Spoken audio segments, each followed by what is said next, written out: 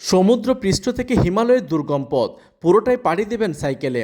লাল সবুজের পতাকা হাতে ব্যতিক্রমী এক অভিযানে নেপালের পথে রওনা হয়েছেন রাঙামাটির কাপ্তাই তরুণ অভিযাত্রী বীর কুমার তঞ্চঙ্গা। কক্সবাজারের কবিতা চত্বর বীচ থেকে প্লাস্টিক বর্জ্য সংগ্রহের মধ্য দিয়ে শুরু হয় তার বহুল প্রতীক্ষিত সি টু হিমালয়স অভিযান। কক্সবাজার থেকে ঢাকা হয়ে পঞ্চগড়ে বাংলা বান্দা সীমান্ত দিয়ে ভারতে প্রবেশ করবেন তিনি। এরপর শিলিগুড়ি হয়ে পৌঁছাবেন নেপালে। নেপাল পৌঁছে একে একে অতিক্রম করবেন Manaslu Annapurna circuit, Annapurna base camp এবং এভারেস্ট বেস ক্যাম্পের মতো 4টি চ্যালেঞ্জিং ট্রেল।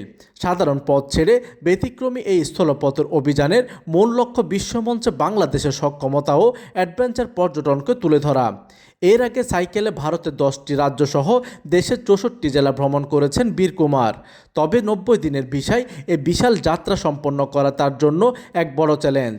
নানা আর্থিক সংকট ও প্রতিবন্ধকতা পেরিয়ে দেশের নাম উজ্জ্বল করতে বের হওয়া এই তরুণ অভিযাত্রীর জন্য দেশবাসীর কাছে দোয়া ও শুভকামনা চেয়েছেন কাপ্তাই ও রাঙামাটিবাসী। প্রতিনিধির তথ্য ও পাঠানো চিত্রে ডেস্ক নিউজ, দিগন্তের বার্তা 24, চট্টগ্রাম।